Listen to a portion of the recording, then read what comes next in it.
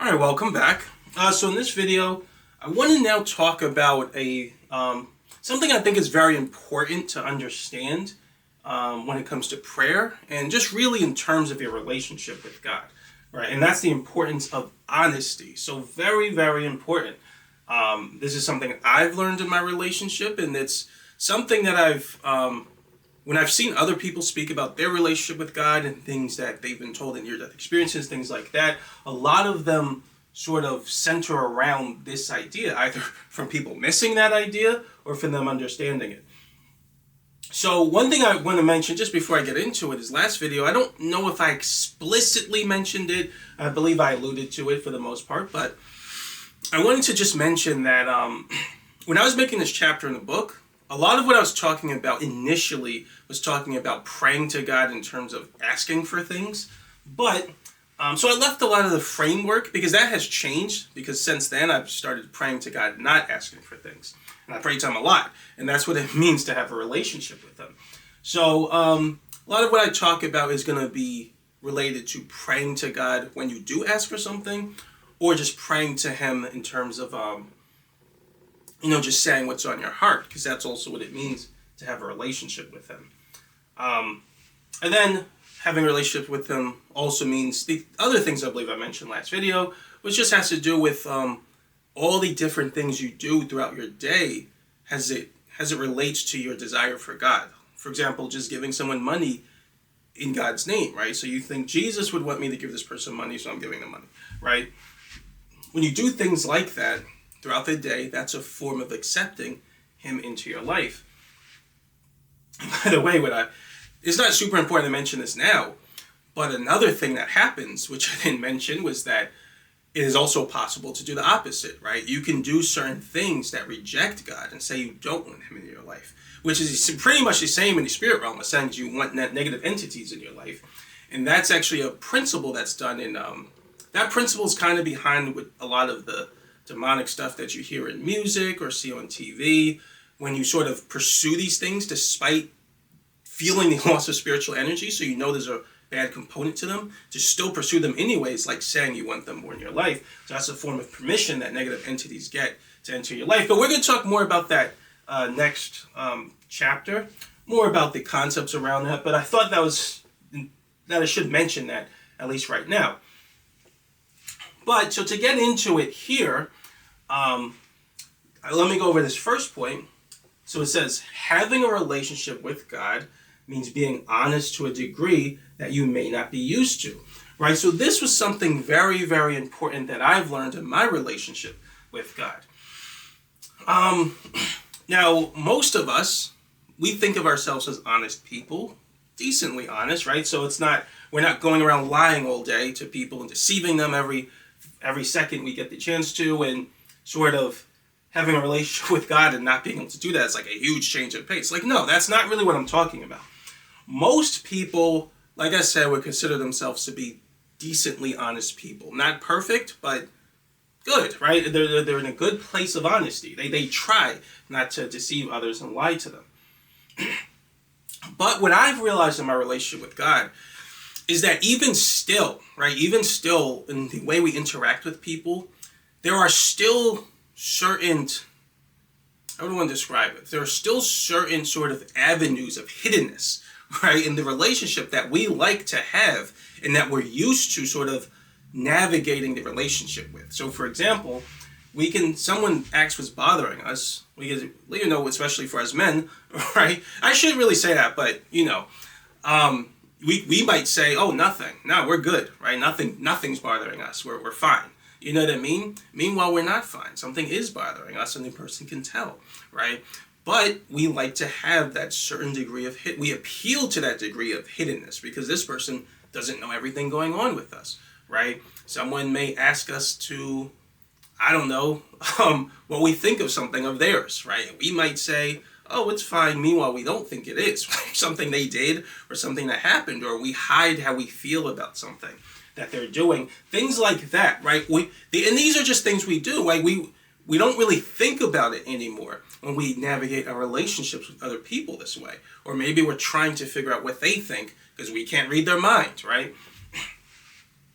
all of these little things, these little sort of, like I said, avenues of hiddenness that we have in terms of our relationship with other people, is normal, right? We don't think of it like, man, it's so nice I get to, this person can't read. Sometimes we might think that this person can't read my mind. But for the most part, in our everyday interactions, again, this was something I've realized, right? For the most part, in our everyday interactions, there are certain modes of hiddenness, certain things we keep hidden. We just operate in that hiddenness without even thinking about it. It's very unconscious because we're so used to it. And what I realized is that you kind of have to sort of have that sort of attitude beaten out of you. Well, I shouldn't word it like that, but you have to sort of stop thinking in that way when it comes to relationship with God. That's something I realized, right? God knows everything. He knows you more than you know yourself, right? He knows your heart more than you know it, to his deepest sort of levels. And like, you can hide nothing from him, not even a little bit. And what I realized is that when I was praying to God, right, and I would ask for things and things like that, I could feel it, right? And it didn't feel right. I noticed that I was still sort of talking to God in a way where I was like sort of maintaining those avenues of hiddenness in the back of my mind. So there'll be things I tell him about.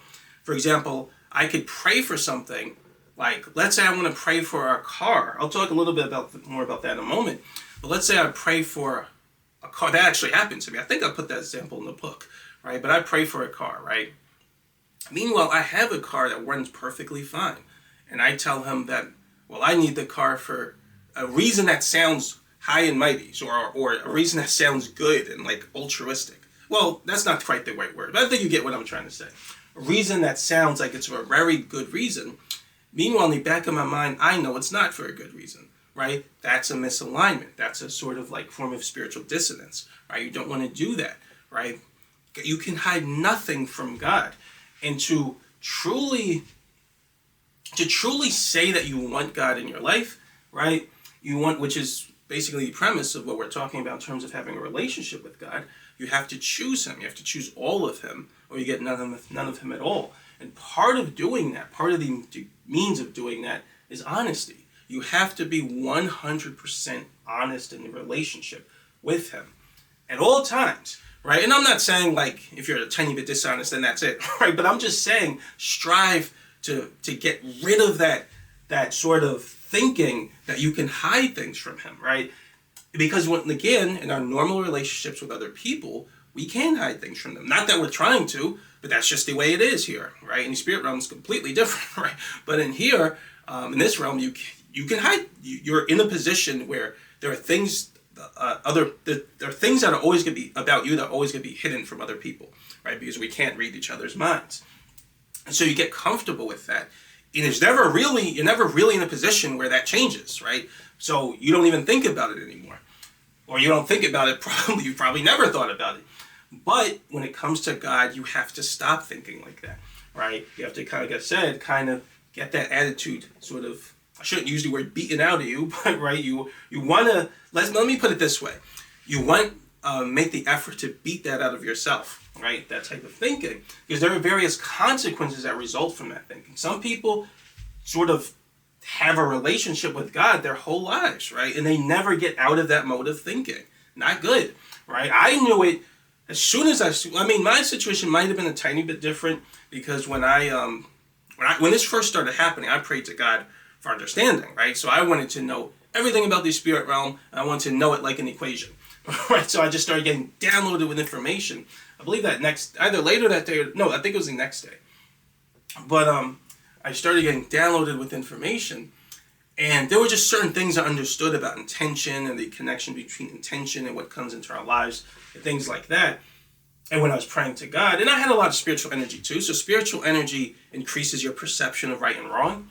So because of all of those things, when I was praying to God, I just noticed I was doing that, and I didn't like it. Like I felt like I was trying to, well, we'll talk more about it in a moment. It almost felt like a form of deception. And I knew that if I truly wanted to come to God, I had to be honest about everything, right? I couldn't try to act in some type of, subterfuge, which we'll actually get to this point. So to go to the next point, it can be tempting to engage in a relationship with God with a certain degree of subterfuge, right? So that's very important. like I said, because we're so used to engaging in our relationships with other people, always with this available avenue of hiddenness, one that we got no choice but to have, so we kind of use it for certain things, we kind of use it to our advantage in certain ways without even really thinking about it. It can be tempting to do that with God, to try to get some advantage, right? You will never have an advantage over God, right? It's impossible. You will never trick him. You will never be able to hide anything from him, right? But it's a form of dissonance, right? We're so used to it that we don't realize when we're doing that with God. And like I said, that whole idea can destroy people's lives because it's tempting, right? And remember what I said, temptation is when you feel an attraction to a negative pleasure, right? So some form of pleasure that feels good but saps you of spiritual energy at the same time. Don't do that, right? Don't engage with that temptation. And so you have to, like I said, this can actually ruin people's relationship with God. And a lot of times they don't really have a relationship. They think they do, but they don't without even realizing it. And so I broke it down into three main. There's actually, I think I could probably even talk about others, but these are the three main sort of things I wanted to talk about. So there are three main manifestations, right, of what you might do when you engage with God from this degree of subterfuge, from this sort of subconscious attitude that you can hide something from him when you're talking to him, right? Again, I know it sounds like, why would anyone do that saying it out loud? But I'm telling you, I believe a lot of people that do this, on top of me having done it a little bit when I first was coming to God, and I probably still do it now to certain degrees. I'm not perfect, but I've read about other people's spiritual experiences when they have had this, and I think we're going to talk more about it later. But also the people, I should mention them more. The people who say, I prayed to God for 30 years and I never found him. It's because of certain things like this. So I'll talk more about that in a later video, though. But one of the things that, one of the consequences or the manifestations of people giving into the temptation of subterfuge is mistrust, right? So subterfuge can result in mistrust. So what does that mean? It basically means that you don't trust in God, right? So that's not good. If you want all of God in your life, you have to trust him. There's no way around it. You're not going to fully know God and fully have him in your life, not trusting him at the same time. I believe the Bible says something similar about the importance of faith, right? Which that's a form of faith. And this is why the Bible says things in certain ways. The Bible was written, I believe, 2,000 years ago. Most people are not going to understand things in terms of subconscious energy and mechanics and you know what I mean? And so the Bible puts things in certain ways that are certain ways that a lot of people will be able to understand more. It just doesn't put them in sort of metaphysical ways. So, for example, going back here, subterfuge can still result in mistrust, which is like a form of lacking faith, which means when you charge that intention of mistrust, it's like you're not expressing consent for God to come into your life. So I should get into it though. What does that mean to be mistrustful? Well, when I was first coming to God and I was praying to God, right, I would have certain, how do I want to word it? There would be times when I would feel certain things or want certain things. And I knew they weren't, how do I want to word it? You could simply say they weren't good things.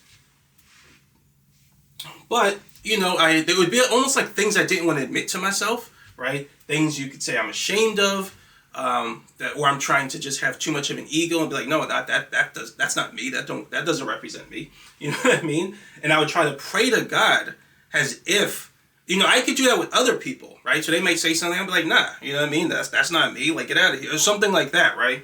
And I would pray to God like that. And I realized that's what I was doing. And I'm like, no, right? All your vulnerabilities, especially for us men, like I said, I have to stop saying that, but all your vulnerabilities and all the things that you're ashamed of and you wouldn't want people to know and you prefer to hide, right? All of those things you have to sort of put on the table when it comes to your relationship with God and acknowledge them, right? Don't try to talk to him in a way where it's like you're pretending like the thing you know in your heart isn't true or isn't there. Acknowledge it, address it, put it on the table, say, because if you're thinking about it, it's on your heart, right? So like I said, part of praying to God is about just saying what's on your heart. Don't just say, any random thing just to get it over with, right? Like, no, just talk to God.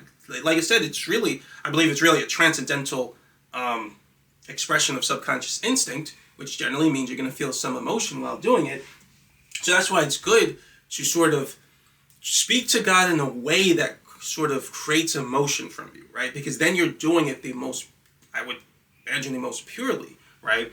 Or you're focusing on things that have the most subconscious volatility, right? So there's just more feeling in it. You're praying more from the heart when you do that, when you pray in a way that emotionally stimulates you, right? And when you sort of talk to God and there's all these things that maybe you're ashamed of, or vulnerabilities you think you have, things you feel like makes you weak and that you don't like to admit to yourself, but you're talking to God like you've overcome them, like you're in such a good place, don't do that, right? Because that's the reason you're doing that is because you don't really trust in God. Like, you don't really trust him to sort of talk about those things, right? You could say that you don't, you could argue that, no, I just don't like to admit it to myself, but then that's the point, right? It's okay. It's not really that great if you don't want to admit it to yourself, because coming to God, having a stronger relationship with Jesus, and acting more in the likeness of Jesus means honesty, right? To not admit something to yourself is a form of dishonesty in yourself, right? If you truly seek the goodness of God, right, you will try to be more honest even with yourself. And then when you're more honest with yourself, you're going to be honest with God, right? And if you're not honest with God, if you're trying to hide these things from God, right, things you don't want to admit or say out loud or things like that, then you're doing that because on some level you don't trust him. You think he's going to judge you, you think he's going to say something, or he's going to be ashamed, but you think he's going to be ashamed of you or something, but you have to understand, he already knows. You can't hide it from him, right? And this was something I had to get used to. For example, and I'm super ashamed of this, right? But there would be times when I just have random, like, blasphemous thoughts about God. And, like, I hate it. I hate those thoughts so much, right? But they just come in my mind sometimes. I actually think one time it was definitely a negative entity, which we're going to talk more about that in the next chapter. But sometimes they'll pop in my mind. And you know what's funny is when I would see other comments in other videos, is I would hate it so much, I would just look up videos about it. Like, does this happen to other people? Like, does this ever happen? And so many people were saying the same thing. Like, it happens to them and they hate it. And a part of it is just, we're imperfect, right? And so, like, in my heart, I'm like, if it comes to God and Jesus Christ, like, I should be good enough to avoid having those random thoughts. But it's just not like that, right? It's part of being an imperfect being. God is perfect, and yes, we love God, and we love Jesus, and we love the Holy Spirit with all of our hearts. But the natural consequence of spending all your time focusing on them and being an imperfect person is you're going to sometimes have imperfect thoughts, right? It's just no way around it. When I charge a huge amount of spiritual energy, they virtually go away. It's super easy because I'm compelled to think more positively and think more like Jesus, more like the character of Jesus. But when my frequency drops, right, so my spiritual energy drops, then it's harder. And I allow my spiritual energy to drop at times because I'm so busy focusing on so many things. So I don't really have the opportunity to use that main charging technique that we talked about, which that's part of what it means to have a relationship with God. So I think I mentioned that last chapter, right? Having a relationship isn't just based on charging as much energy as you can, right? It's about the work takes priority over the feeling, right? So I think I talk more about that in the book later in chapter 10. But, so yeah, there'll be times where you have to do the work, and it's just going to be probably too hard. Not that it has to be, but it's going to be very difficult to charge spiritual energy in that way, so it just discharges. So when my frequency drops, right, it gets harder to avoid those thoughts. But guess what? I know I can't hide anything from God. I hate admitting something like that to God, but I do, right? So I'll speak to God. I've talked to him about it. Like, I hate having these thoughts and things like that. And guess what? God has always been I've never gotten the impression from him that he's like, you need to stop. You know what I mean? It's never been like that because he knows your heart. I actually had a really amazing spiritual experience with Jesus about those thoughts where I could feel his forgiveness. It was an amazing experience, right? But, and that's when I knew, like, I was really forgiven from them, right? Because one time I had these thoughts I was so ashamed of. And then I just had this spiritual experience where it was like, I was actually praying. I was on my knees praying to God. Normally I just stand up praying. I was on my knees and I closed my eyes and it's like I can see this super, super bright light. And I felt this extremely powerful presence. And I just knew, and again, when you have these experiences, because you should, especially if you believe in Jesus and you start charging spiritual energy and you have a relationship with God, you're going to start having experiences, supernatural experiences like this. So, in the spirit realm, pretty much everyone, as far as I know, when they meet Jesus, they just know, right? That's just how it is. And I could feel just forgiveness, the feeling of forgiveness just for emanating from him, which is a wonderful experience. Like I said, you can never get tired of having experiences with Jesus. They're always so amazing, right? And I'll tell you about the most amazing one toward the end of the book. But my point is that God is very comforting, right? He understands your heart, right? You can't trick him. You can't deceive him. You can't anything. So even if you're having blasphemous thoughts, if you're angry with God for some reason, you're like, God, you let me down or you didn't do this and that, right? Hey, hash it out, right? God can take it, right? You know what I mean? Talk to God about those feelings too. Talk to him about everything that's on your heart, right? I remember I was watching, I'm a nerd, right? So I was watching Star Trek. And there was an episode, Star Trek Next Generation. So for people who know Star Trek, this is with Counselor Troy, right? And there was an episode when she had lost her powers. And she was saying how she lost her powers. She didn't want to be a counselor anymore because she has like, it's not quite telepathy. It's more like empathy. She can feel what other people are feeling, and she uses that to do her job. So when she lost her ability to do that, she felt like she couldn't do her job anymore, so she quit. And so one of the other people in the episode who completely wasn't qualified to do it, she was just a bartender, she was saying how she was going to do her job now. And she was like, how would you do it? Like, seriously, right? Basically, she's not qualified at all, right? And she was like, she said something, then Counselor Troy was saying how most people only want to talk about they'll only tell you the things they want you to know. They aren't going to tell you the things they don't want you to know. And she was saying how part of being a counselor is trying to sift through that facade, right, and get to the core. Get a person to talk about what they really don't want to talk about, right? And that's exactly how it is with God. He already knows what's in your heart. You can't hide it from him anyway. But he wants you to talk about it. He wants you to sort of express your desires, right? The desires you have with life, your failures, your things. Like, we'll talk a little more about that later. But he wants you to talk about all these things that are on your mind and that are on your heart, such that when you talk about them, it'll make you put you in an emotional state, because they have a lot of, this is how I look at it. It's just a very technical way of looking at it. But those particular aspects, if you think of them as subjects in your subconscious memory, those particular subjects have a lot of subconscious volatility, right? Because they've been charged recently for some reason, right? That's why they're on your mind and on your heart. So when you talk about them, they put you in an emotional state. It could be something that's just bothering you, something you've been having trouble with recently, something you've learned about yourself. Let's say something you don't like, and it's in the back of your mind. You're like, oh man, I don't like that. Talk to God about it. Tell him what's on your heart. Even if it's something bad about him or some bad feeling about him, talk to him about that too, right? And if you don't, again, it is a form of mistrust. You don't really trust him to talk about it, so you want to hide it from him.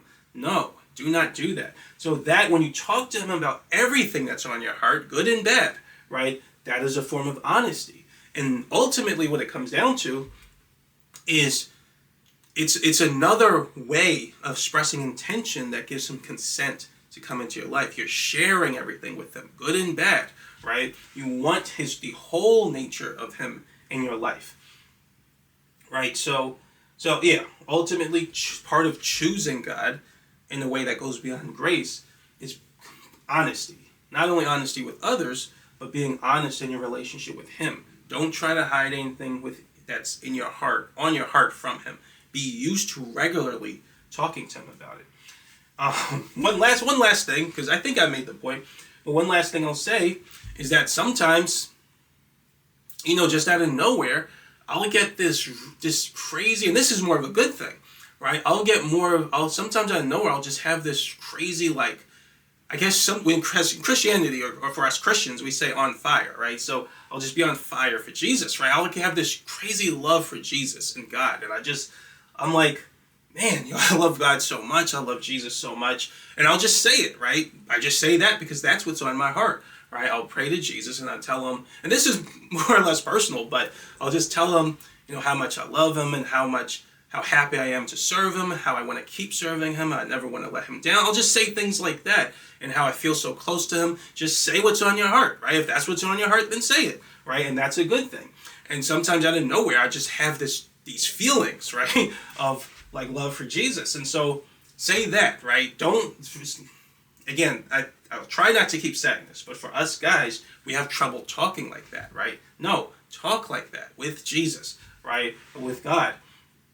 And, to feel like you can't, or to try to have these things on your heart, but like, no, I'm not going to, you know what I mean? It is a form of mistrust. And it is a form of not giving consent, right? I'm not saying if you don't do it, God just won't be in your life altogether, but try, right? Make an effort, because that is ultimately a form of consent to having God in your life. So the second place that honesty can cause problems, or the temptation to engage in subterfuge in your relationship with God, like you do with other people, is deception. And this is a really big problem. So what does that mean? Basically, this is when you, more or less I'm talking about asking for things here, but this is when you ask God for something in a way that's like deceptive, right? And that this is something, not only do I believe a lot of people do this, this was actually something that I think was really talked about in that book I mentioned with Why Are There Monkeys by I think Brooke Jones, right? Where God talks about this problem. So I think this was the example I put in the book, right? So I don't need to go to that exact one, because I think I was talking about something slightly different there. But my point is, I was talking about that. I think I talk about that when I talk about how God answers prayers. But let's say that you want a car, right? Now you have a perfectly good car. Let's say it's a good car in the sense that it drives and gets you where you need to go. But it's just old, right? Let's say it's old and you want to show off more, right? You want a car that looks good and you can sort of stunt in front of other people and say, look at my car, look how nice it is, right? Let's say now you pray to God saying, God, may I please have a car, right? You just say, God, may I please have a car. But in your heart, what you're really asking for is a nice car so that you can show off in front of others, right? You already have a car. It does everything you need except help you to show off, right? And so now you know in your heart that if you say, God, please give me a car so that I can show off in front of other people and feel cool for it, that doesn't really feel right, and you know right away, because when you focus on God, spiritual energy starts to charge. If you focus on God correctly, as defined by your subconscious mind. But when you focus on him, then you think about showing off in front of others, that pushes spiritual energy away, right? So it's much harder to charge. And I'm not saying it's sinful, but you'll notice it's very hard to charge spiritual energy while you're thinking about that. And so it will automatically feel wrong, or not right when you think about that. And you know it in your heart, right? Because of spiritual drive in that phenomenon. So what you'll do is pray to God and say, you might make it sound so much better than it actually is, because you don't want to seem like you're a bad person. You might, because you know God has the power to do anything. So you might say, God, I want this, and I need to. You might make something. I'm just saying as a hypothetical. You might make something up and say, I need it for a family and a good future or something like that. But in your heart, you don't really believe that, right? You want it to show off in front of people, right? So that is a form of deception, right? It is a form of basically lying, right? I know that sounds a little harsh, right? But it is a form of lying to God. It's a form of deception. You're trying to trick him, right, into giving you something, to sort of using his power, right, to get something that you want. But in your heart, it's for a bad reason, right? It's not a great reason that's aligned with his nature. So you want to make it sound good on the surface, but in your heart, it's not for a good reason. You're hoping that you could trick him and sort of giving you that card, like, yes, and now you're going to use it to stunt. Like, no, right? You cannot do that, right? And there may even be some degree of truth to what you're saying, but what really matters is what's in your heart. God will always know what your core reasoning is, right? Because if you will behave differently depending on your core reason. And he will always know if your heart isn't in the right place when you're asking for something. And ultimately what it comes down to, and this was something I've learned in my relationship with God, when you ask God for something in your life, so you're asking him to get something, right?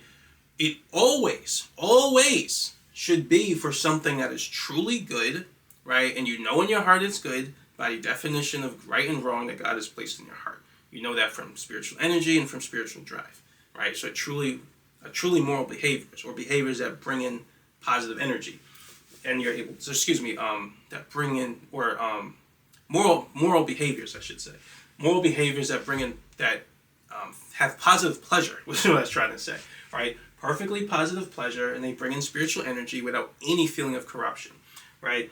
So when you want to engage in behaviors that bring in positive pleasure, that's for a truly good, or if you want to do something like that, then it's for a truly good cause, right? So, and you know in your heart when something is a truly good cause, right? And you have a truly pure reason for asking for it. So, for example, I believe I give this example in the book. Let's say that you were laid off from your job and you need money to support your family. That's a wonderful thing. That is a holy desire. There's the feeling of being responsible and supporting your family brings in positive pleasure. And it ultimately is a moral behavior, right? And so that's a good desire. Your heart's in the right place. The behavior is holy or is moral. And so God will absolutely help you with something like that when you ask him for something like that, right?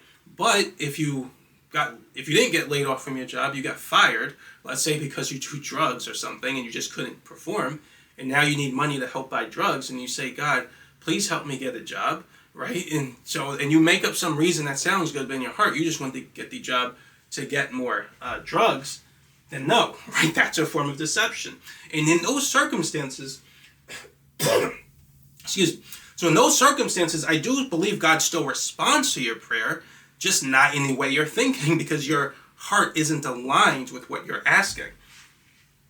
And so to really bring it home, so this was something I actually read today, which I thought was really interesting. And I didn't even remember this in this book. So that same book, Why Are There Monkeys? Like I said, that's the one I resonate with the most. I'm sure the same thing is said to various degrees in other experiences. Is God was saying how, so Brooke Jones, so she's reporting what God said, but according to her, God was saying how, she was asking about the nature of prayer. She was saying how God didn't answer, she was asking about some prayer she had when she was a kid about a pony or something like that. And she asked God, did you hear that prayer? He was like, of course I did. And she was like, she asked something about how she didn't get a pony, and that why didn't he answer her prayer? And he said something to the effect, I could look it up, but he said something to the effect of, do not presume that not giving you what you wanted was he saying is not answering your prayer. He says people often think that what they want is the same as what, I forgot exactly what the wording was, but it was something to the effect that people think what they want is the same as what they need or what's best for them, right? Where he responds by giving them what's best for them, right? And then later in the book, she talked about the devil, talked about Satan, and she asked something to the effect of how does Satan trick people into getting them to go away from God? And according to her, God said because he gives them what they want instead of what they need, or something to that effect. And I was like, that's so true, right? Because that is also kind of my analysis of the whole. We'll talk more about that in the next chapter. We talk about negative entities.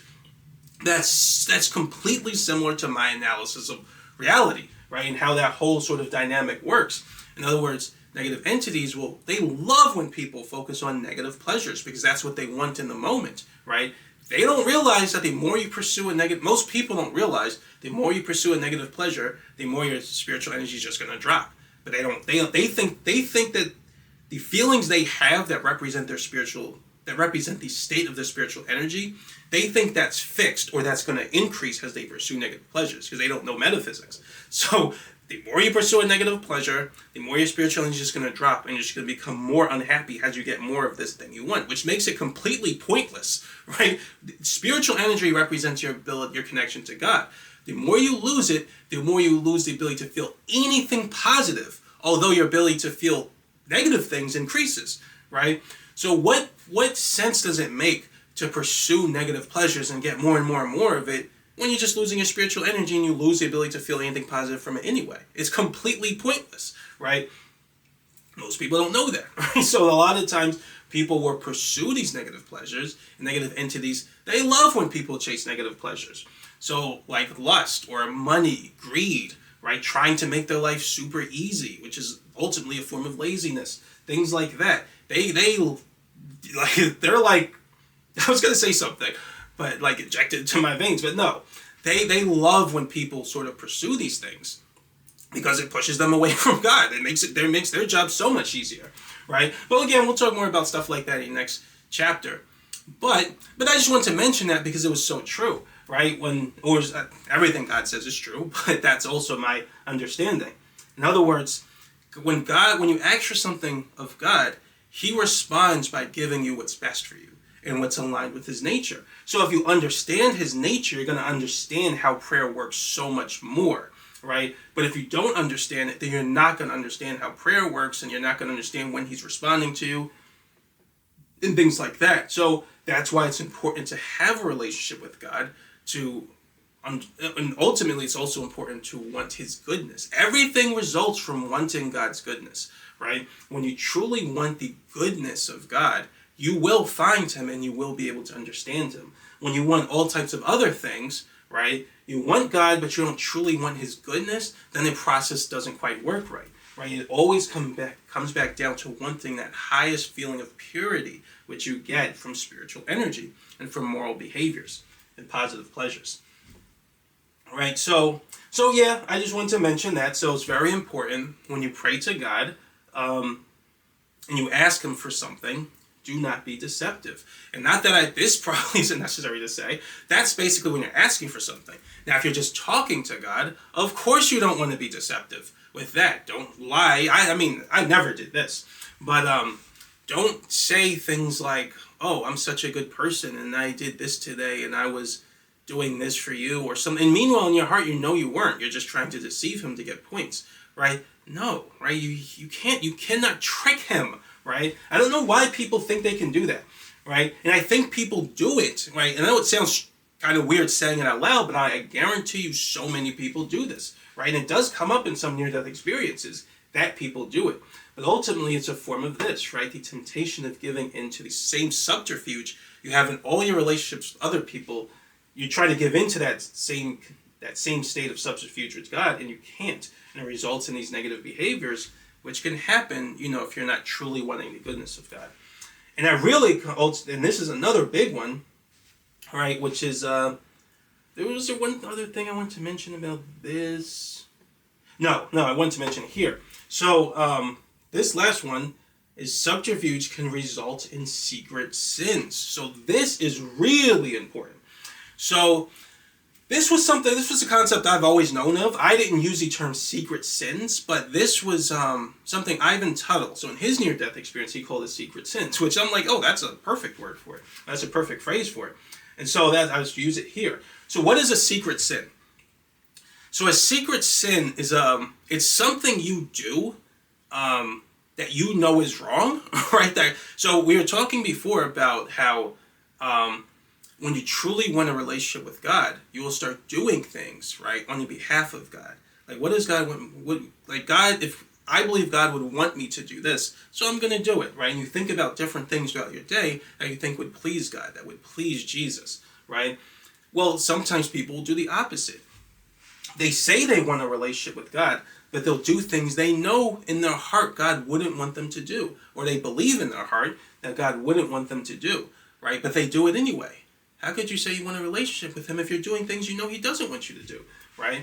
And ultimately what it comes down to is this degree of subterfuge, right? So for example, I could be talking to someone in person and I could be saying a flat out lie, right? So I can be lying to get something from them, right? They don't know I'm lying. They can't tell. They can't read my mind. If I sell it really good, let's say I charge myself at the salesman frequency, which is a frequency, and you could charge transcendental performance on that frequency. A lot of car salesmen are charged up at that frequency, and they're very organized at that frequency. So they know how to say smooth lines and things like that, such that when you hear what they say, you will feel a certain confidence in what they're saying. That's the salesman frequency, right? Or the sales frequency. Or you could say marketing. You could give it different names. But let's say that let's say I'm lying to someone, I'm doing that to get something from them. But I'm doing it in a way that's directly deceiving them. Because you could do that in a good way and still be truthful. That's fine. But let's say I'm doing that in a way where I'm specifically trying to deceive them. I'm intentionally lying, and I know I'm lying because there's something I want. I don't care about telling the truth, right? That's not good. That is sinful. That will directly push your spiritual energy away, right? But this person doesn't know I'm lying, right? They can't tell. I've made it too convincing. People will do that in a relationship with God because they're so used to that sort of nice position of being able to pretend like they want something or pretend like they're a certain way, but the other person can't tell. God can obviously tell, right? You cannot trick him, right? He will always know. And so I think a lot of people actually, they will pray to God, say they want a relationship with him, and they'll go through, and actually in the Bible, these are really called the lukewarms, right? So the lukewarm Christians. They'll say they want a relationship with God. They may even pray to him. They'll go to church all the time, and they'll do all of these things, right? They give to charity, and they participate in their community, all types of things. And they do all of that, but they still sin, right? They sin in secret when no one's looking, right? So exactly like I said before. So when you want to do something good for God, right, you'll do it when no one's looking because you know God is always looking, right? And you want to please him. You're like, oh, God, watch me do this, right? That's fine. That's a wonderful thing. I've done that plenty of times. But what they do is the opposite of that, right? They do good things in front of others, right? And to a degree, they still recognize God is seeing what they're doing.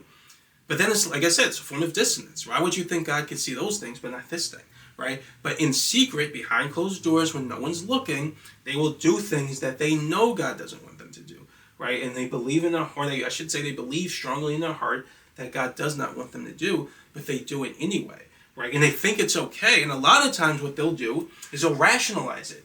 They'll say, look, I did all this stuff for God, right? I proselytized to people. I went to church. I even went to church, right? I gave money to charity or whatever. So now they think with God it should be okay. Like, God, I gave you all that, so it should be okay for me to sin. You should let it slide, right?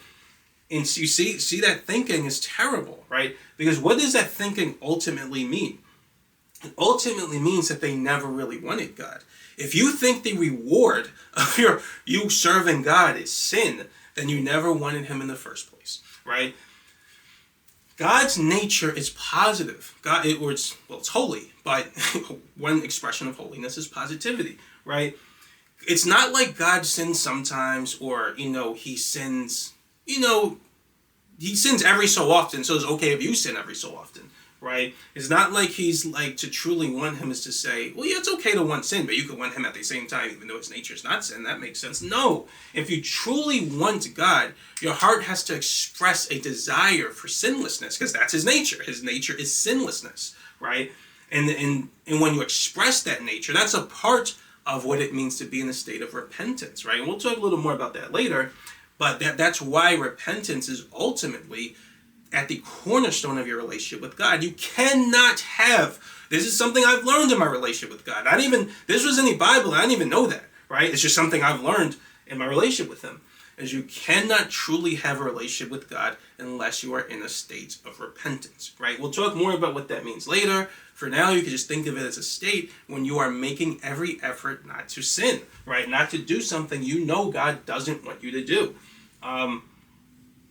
Some of these people, they think of it as a quid pro quo. They'll sin regularly. Not one time, not in the heat of a passionate moment. They do it regularly because they think they're bargaining with God. They think the reward of serving God is sin, right?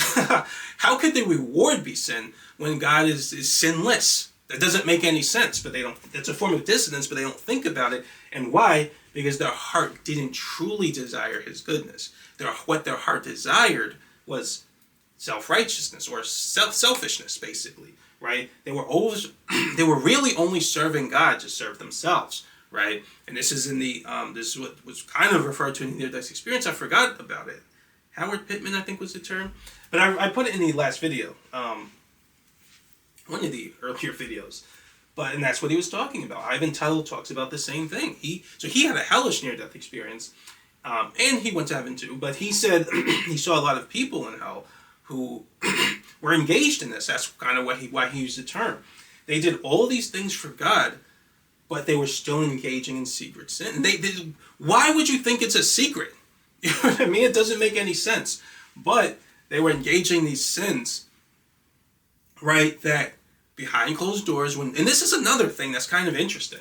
Notice that they engage in these sins and they try to hide from other people because they feel ashamed of them. They feel shame when they engage in them, right? But they don't mind engaging those sins in front of God. They think it's okay because God will just forgive them, and they've done all these other things for God, so that should be okay. No, right? If you're thinking that way, then you've never truly wanted God in the first place. So in your heart, you're not giving consent for him to come into your life, and so you don't have a relationship with him, right? And this is something, like I said, I know subconscious energy like the back of my mind, right? So I feel like I have a certain insight into people's behaviors simply by analyzing the subconscious, and I strongly believe this is what a lot of people do, right? Well, it's in near-death experiences, but I'm just saying, I knew about this from jump, from my relationship with God.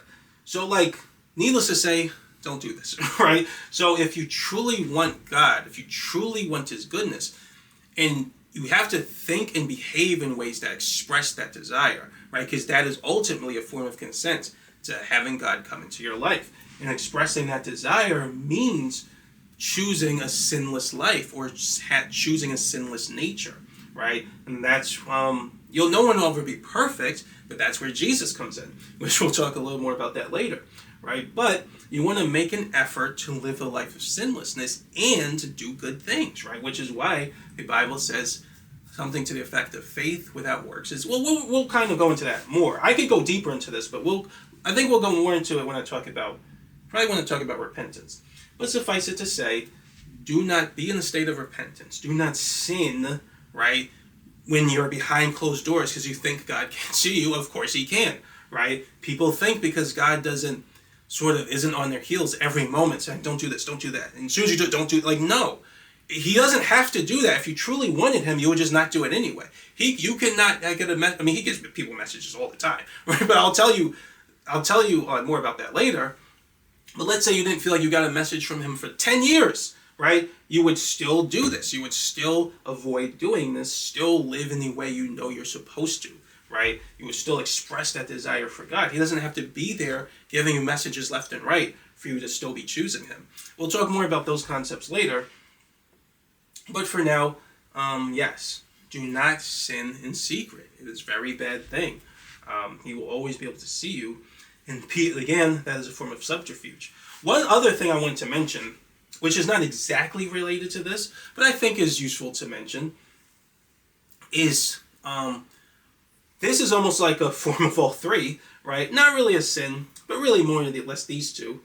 But can ultimately be expression of this, is when people, this is something that doesn't come up too often, but I notice some people will do this.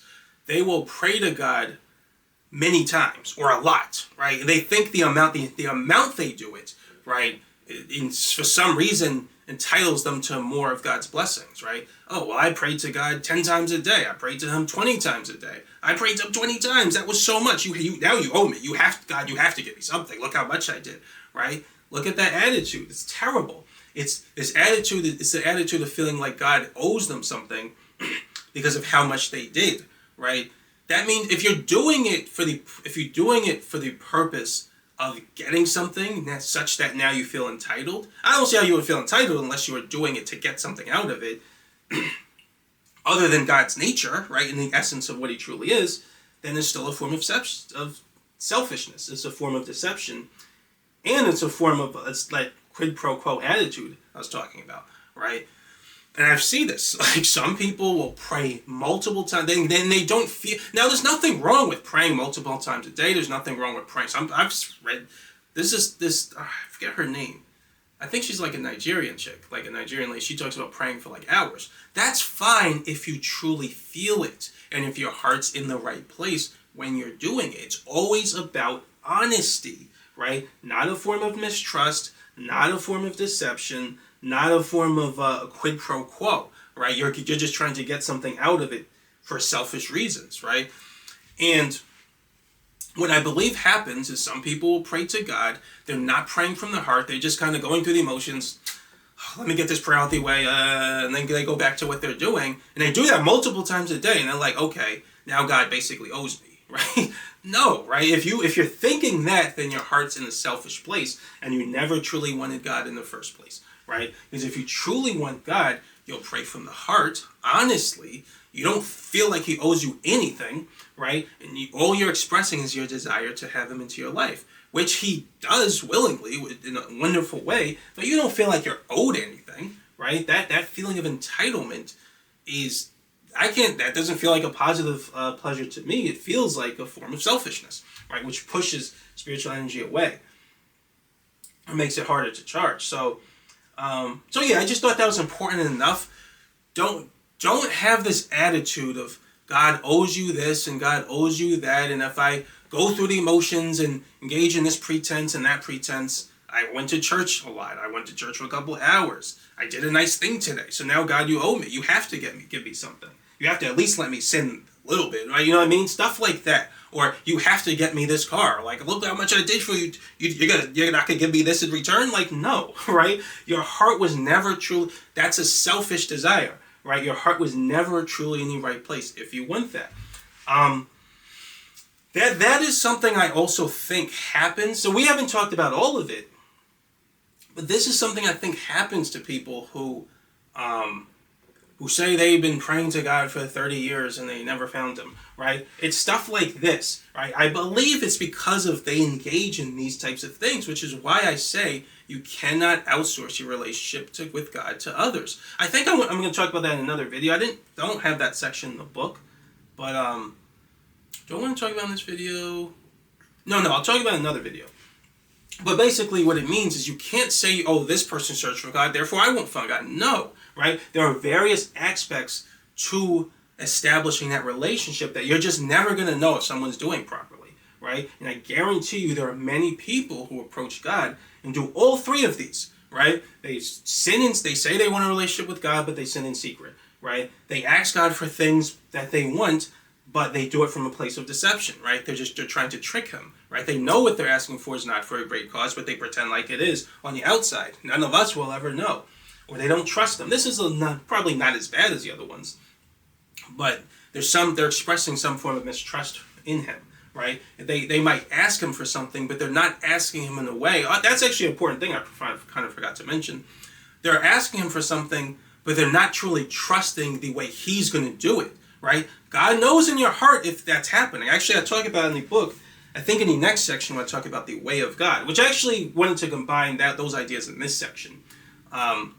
But yeah, so I'm not going to follow exactly that order in the book. Because in the section in the book, I talk about honesty and the way of God is all combined into this video.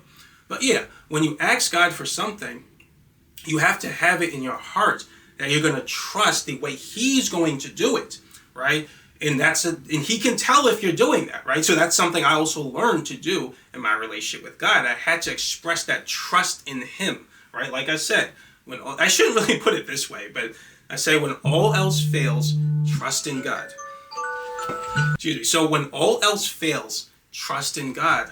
Always, right? But you shouldn't really wait till everything fails to do that, right? But if you're there, then trust God, right? Don't believe in atheists. They'll just tell you that, oh, it's in your head because they're super afraid of talking to someone that's not in their head, right? They'll try to convince you that after everything's failed, just keep trying and somehow you'll reach the highest way of living. The whole world is basically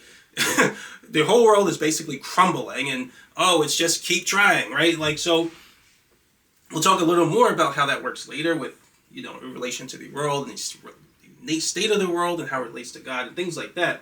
But ultimately, always trust. You can never go wrong trusting in God. Never, right?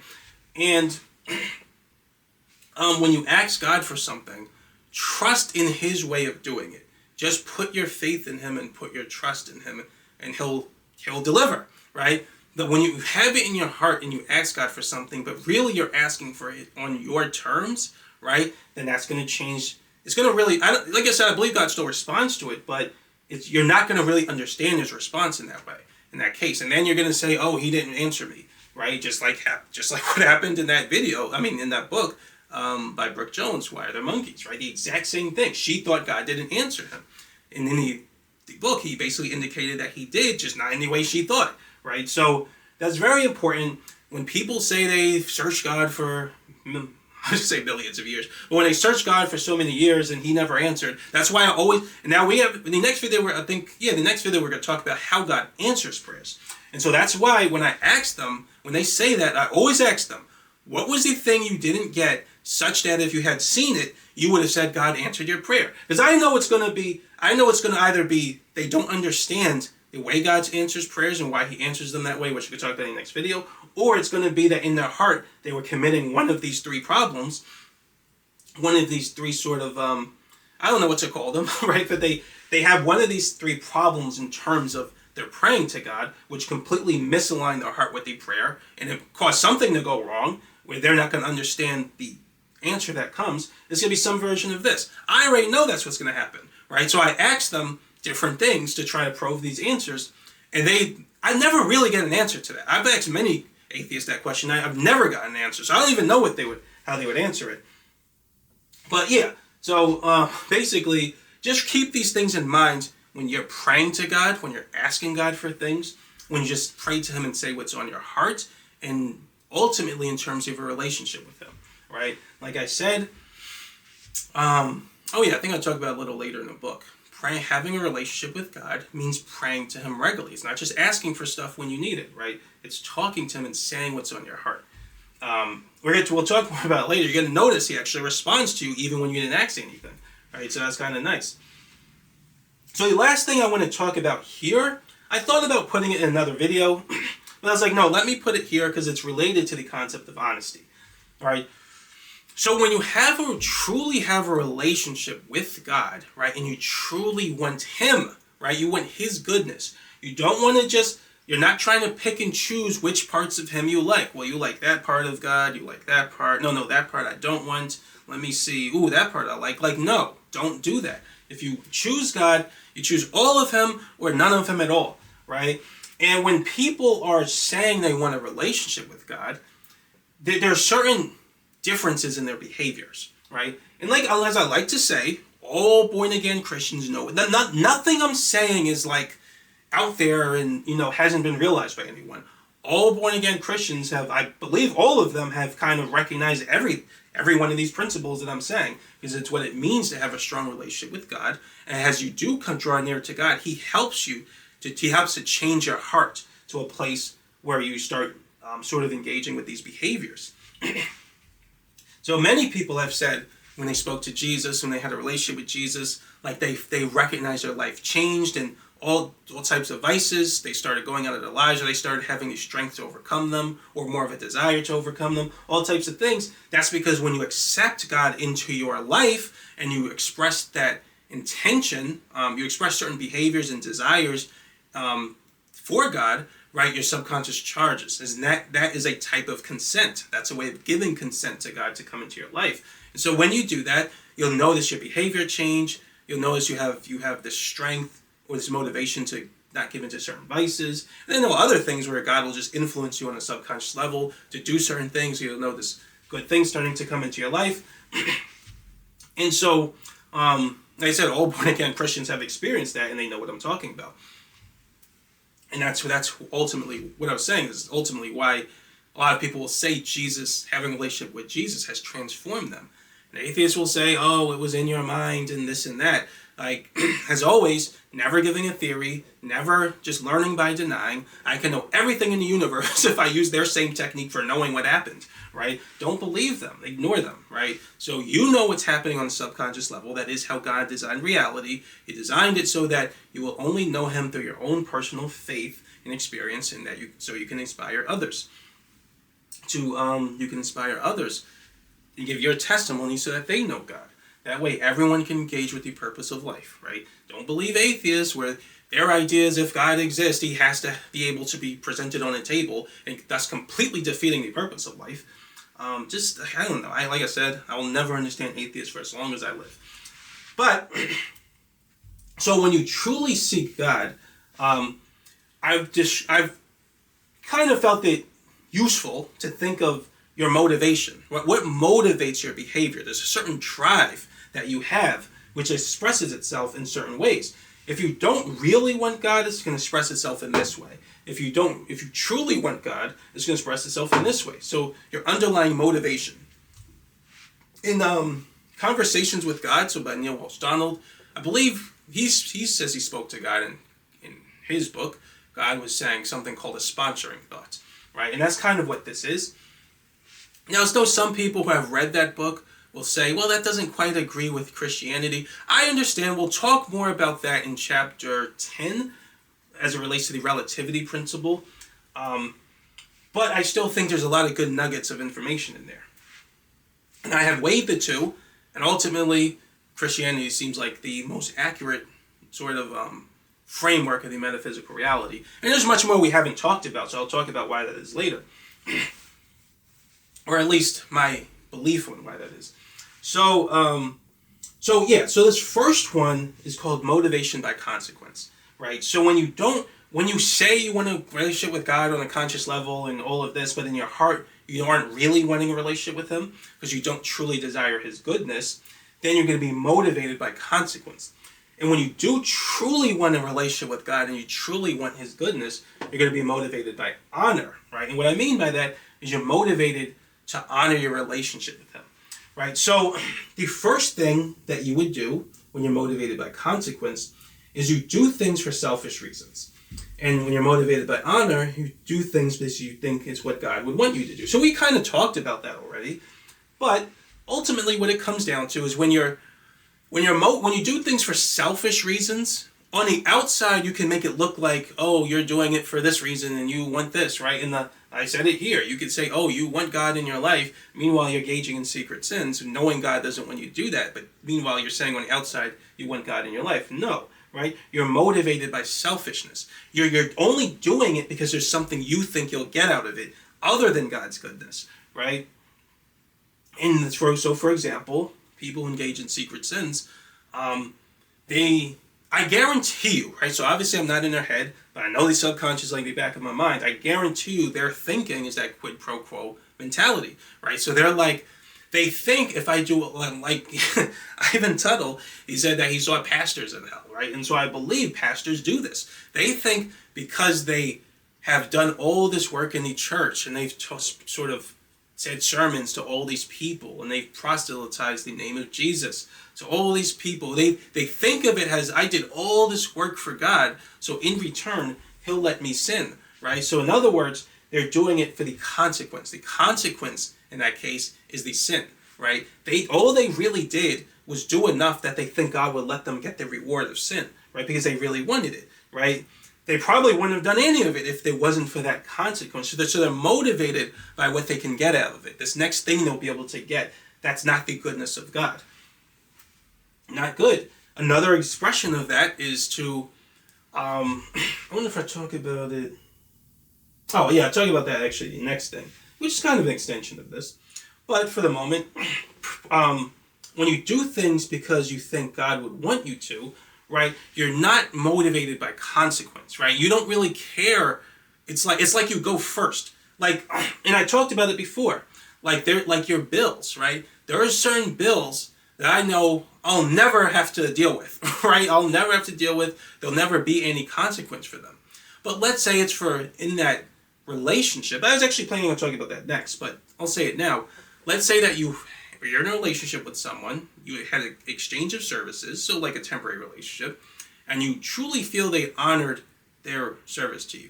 Now, I don't know that this applies, right, if you don't think that at all. If you think some bill got dumped onto you, you completely didn't agree with it, you don't believe you consented to it, or the service given was not what it was supposed, something like that, right, then it's different. But if you truly feel a person honored the service that they have given you, right, and you agree to an exchange of funds or services in some way, then pay the bill, right? Even if it's difficult to, even if it's an old bill, try to anyway.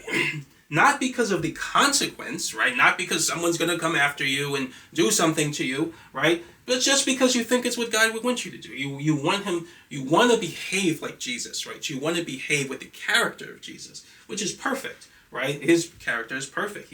Everything he does is good. So you want to try to practice behaving like Jesus. What would Jesus do? Let me try that. Let me try to be more like him. So you're not motivated by consequence, right? And you're not motivated by this next thing that's going to happen to you. Ooh, I'm going to get this thing, or ooh, I got to avoid this thing. Like, no, right? You're doing it just because you think God would want you to. There are no consequences that you can see as far as the I can see, right? Or as far as the you can see. Which is kind of a weird way of saying it, but you get what I'm trying to say.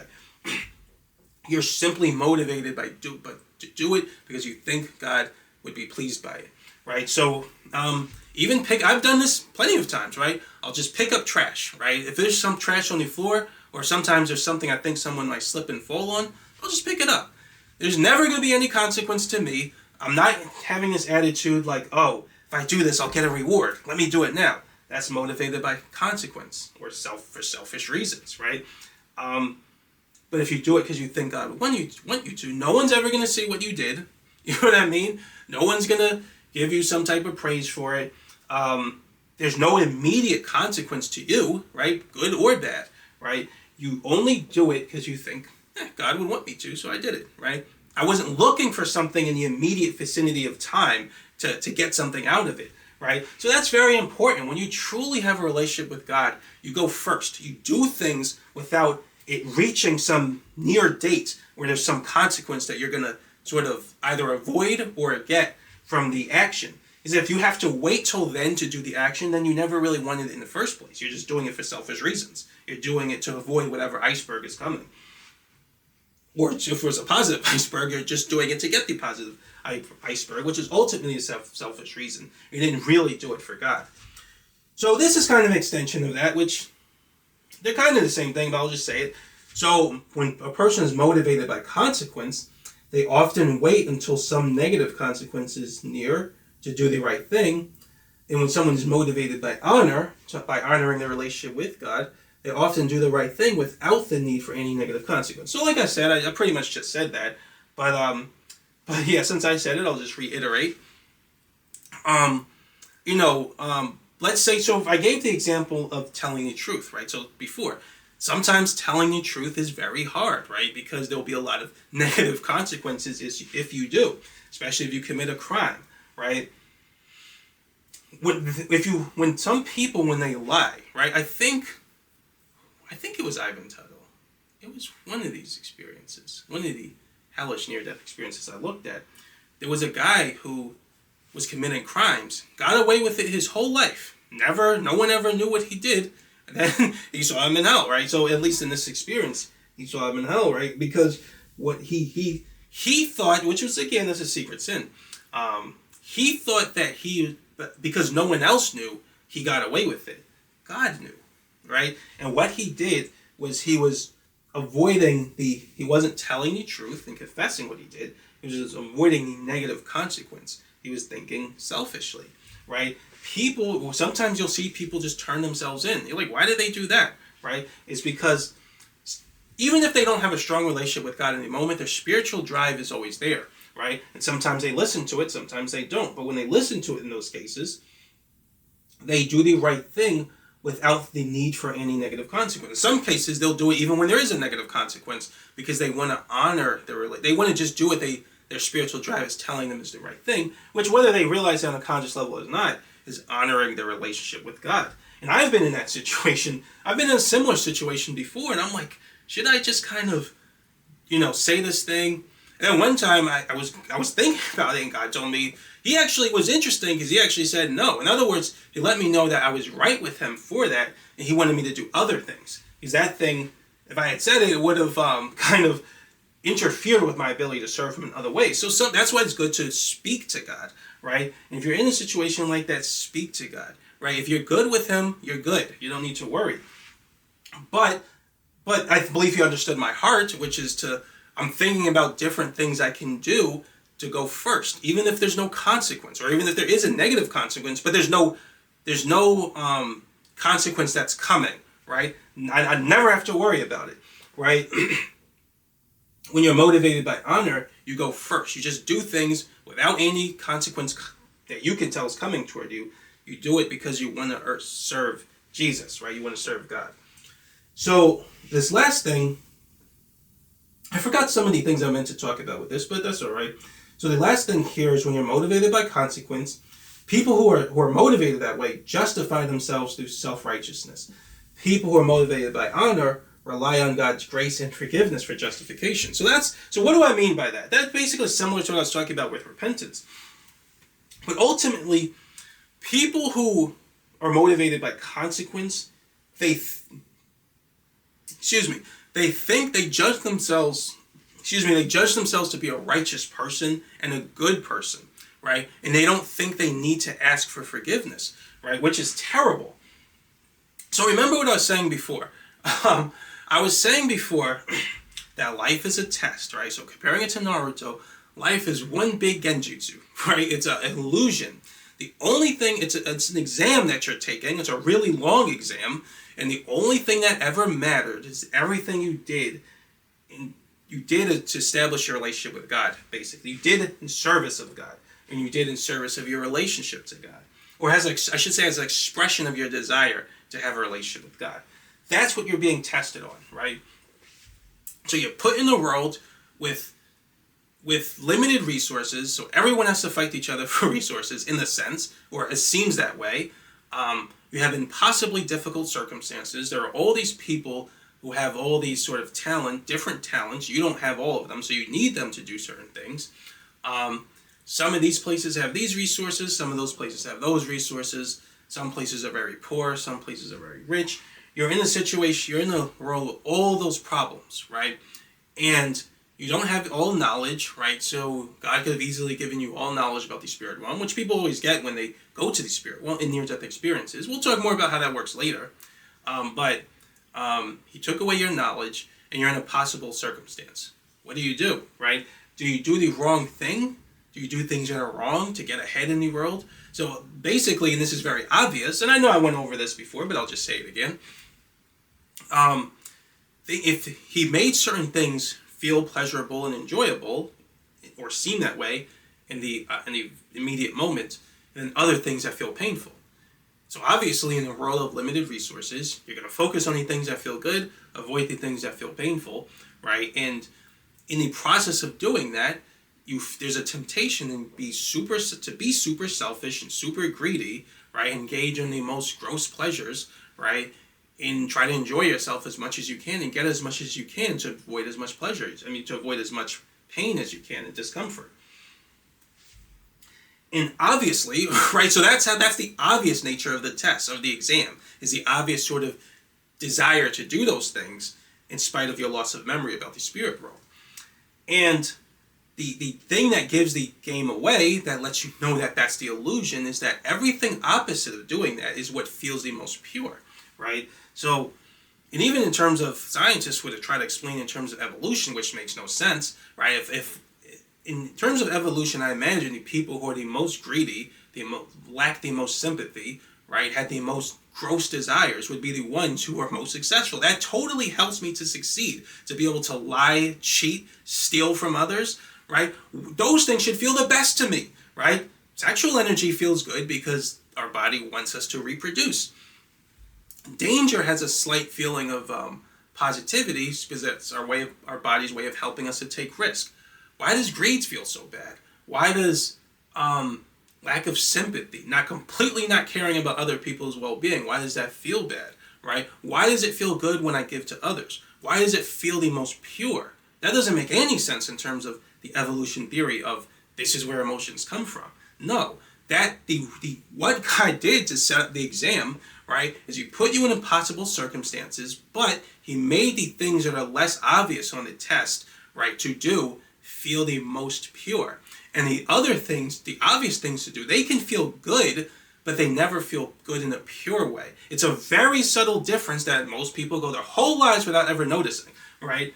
For me, right, I know subconscious energy, so I'm not even going to say I noticed it. I noticed it really when I started coming to Jesus And when I started analyzing spiritual energy and different, I just been theorizing, and that's how I was like, oh, there's positive pleasures and negative pleasures. Never knew that there was a difference in that pure feeling, but everyone, they know it subconsciously, right? When you watch adult titles and you do what you do, you always feel that feeling of impurity, that feeling of shame. That happens for every negative pleasure you engage in.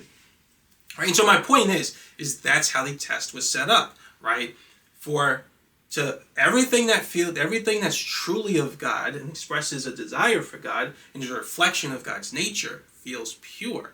But it's unlikely you're going to do that in the world of different difficult circumstances, right?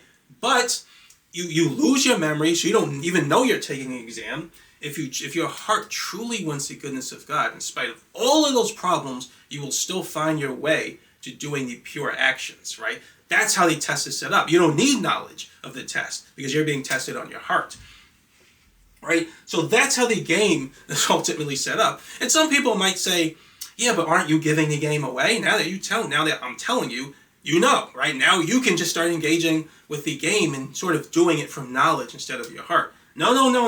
There are more rules to the game I haven't said, right? But suffice it to say, I'm perfectly allowed. Angels in the spirit realm and God, they don't really tell people about the game in that direct a way because they want them to figure out. They will inspire them to figure it out. But I'm allowed to tell you anything I want to, right? Because I'm on this side of the veil. We'll probably talk more about that later. But suffice it to say, there are different rules to the game to help people sort of wake up. It's called, I don't know if I mentioned it before, but when a person basically realizes they're in a game, that life is just an exam, right? Nothing matters outside of your relationship with God. It's all an illusion. That's called waking up in the spirit world. So I felt the need to kind of reiterate those ideas. But when someone sort of wakes up, or I shouldn't say wakes up, but when someone has a true desire for the goodness of God, they start to recognize that they are the ones who are wrong, right? They have sinned. I've done many wrong things in my life. As I start to draw nearer to God, and this is something I think all people are very spiritual, right? So I shouldn't keep mentioning that instead of just saying born-again Christians. Just because the born-again Christians, I believe they all know what I'm talking about. But it happens with spiritual people too. As you draw nearer to God, and you start speaking to God, and God's presence enters your life more, you're going to start to know what true perfection really looks like. Because it doesn't exist in this realm, right? There are no truly perfect people, right? And when you know how to communicate with God and you see things He says and the way He directs you, it's like you start to pick up on true perfection. You're like, wow, like that. It's kind of amazing to see it because you're like, that's what it really looks like. You don't get it from looking at people, right? Everyone's too faulty. But when you start to be directed by God, and you start to pick up in Jesus Christ and the Holy Spirit, you start to pick up on true perfection. You're like, that's nice. And you realize how far you are from it, and then you want to chase it, right? And I like to think of it like an asymptote. So an asymptote is, in math, it's basically a function, it's like a discontinuous point on a function. So this isn't super important, but if you were to take a function like this, I forgot the graph of 1 over 0. 1 over 0 approaches 0, as the number gets larger, gets smaller. So it looks something like this. I made it touch it, but it's not supposed to touch it. So if I'm not mistaken, the math people will correct me, I believe that's an asymptote. So this is more or less a graph, kind of a graph of 1 over x. So as x approaches 0, it blows up into infinity because you can't have 1 divided by 0. So it gets closer and closer and closer to the to the y-axis without ever actually touching it or crossing it, right? That's an asymptote. And so that's kind of how God is, right? So I see God as like perfection. I will never achieve perfection, but I can keep striving for it. I can keep chasing it, right? That's kind of the test. That's kind of the exam. That's a person who probably is getting very high marks on the exams. They're chasing perfection, right? They'll never reach it. I know I'll never become a perfect person or be able to behave perfectly, nor am I expected to. Jesus' sacrifice is so that we could be redeemed for our mistakes and the mistakes we make in our chase for perfection, because we'll never actually be perfect, right? It's not to just let you sin all you want to, which is what some people think, which are the lukewarm Christians. But going back to this, part of waking up, part of desiring the goodness of God is recognizing your own imperfection. Some people think like they have too much ego, they have too much pride to admit it. They're like, I'm not perfect, I'm not imperfect, or no, I'm a good person, look at what I did, right? Those would be the people who get marks taken off the exam. You are put in an imperfect world, in a state of imperfection, and part of waking up is to realize that you're imperfect. That's not an accident, right? That's literally by design, to be that you were made. Some people don't like the word made imperfect. I should say you were made in an imperfect state, right? You achieve a state of perfection by virtue of your relationship with Jesus and being forgiven for the things that you have done. So when a person's when a person realizes what true perfection is, which they get a sense of in a relationship with God, they start to realize, like, man, I am imperfect. Look at all these things that I did wrong. I knew I was wrong. I knew it was wrong, and I did it anyway. I have no excuse, right?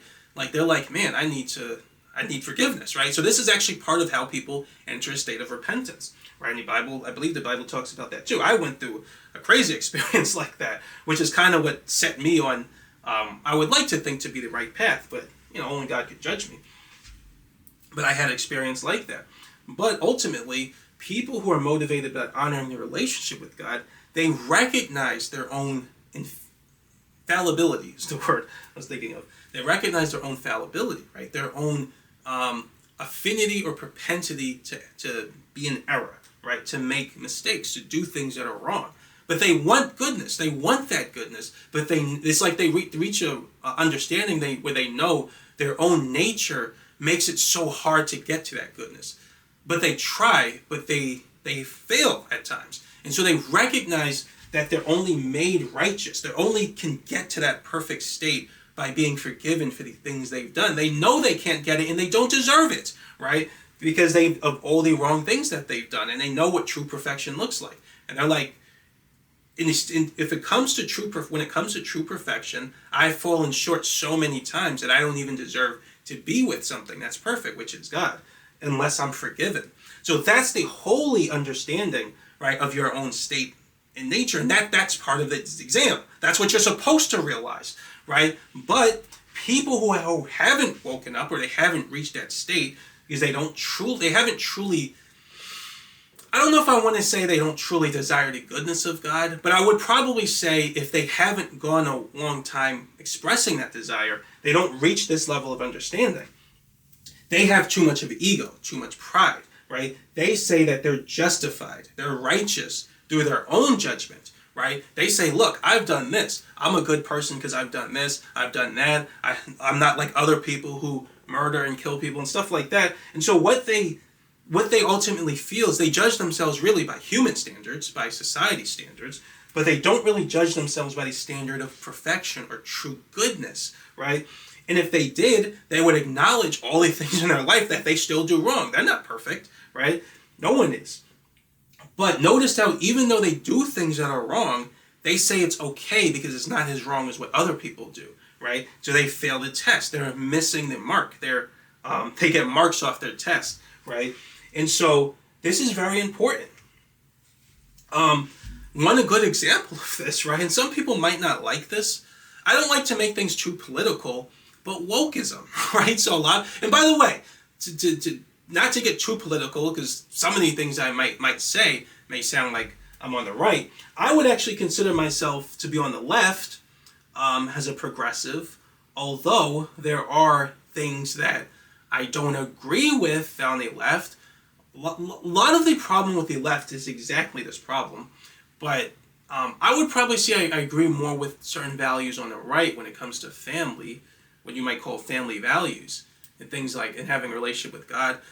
Because on the left, oh my goodness, man, they have a huge problem in terms of their relationship with God and knowing God.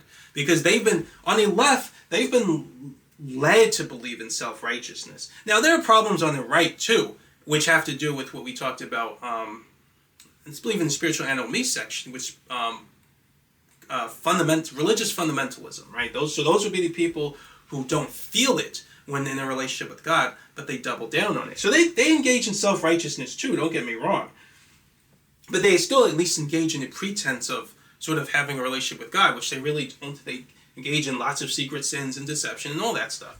But they left, they don't even try to engage in any pretests. Like half of them probably think there is no God, and that they can just make up sort of morality as they go. And so a lot of people when they left will justify themselves through self-righteousness, in which that's kind of wokeism was originally meant to be a kind of movement to sort of spread awareness about injustices in society to minorities, right? Minority demographics, which that's a great thing. That's a wonderful thing. But then what happens, right? And we'll talk more about these principles in chapter 10. It'll make a little more sense. But what happens is what always happens when you do something when the intention isn't proper, right? When it is not motivated by your relationship with God. It always goes south, right? And there's nothing you can do about it. It happens every time. What people think is that because sometimes, especially through moments in history, like the Civil Rights Movement, they think that because people's morality aligned for a moment with God's nature, they think that self-righteousness is what led to the positive outcomes. It was not. It was just because during that temporary time, self-righteousness happened to align with God's nature. But if your motivation is self-righteousness, is pleasing the self and going by what you think makes you a good person, you're just going to go in circles. You're going to go in circles forever, right? Until, I always say, we'll actually talk more about this in chapter 10. I'm kind of jumping ahead. I always say if people lived much longer, like say 1,000 years, everybody would know God, right? Everybody would know God and have a strong relationship with Him. I think it's even part of the reason we live such a short life. Because that were true, then society would evolve so fast, right, that it wouldn't give other souls, you could say, the opportunity to take the exam. Because people would solve the exam so quickly, right? Or they would understand it so fast, at least in terms of that lifespan, that society would evolve and everyone would just know God, right?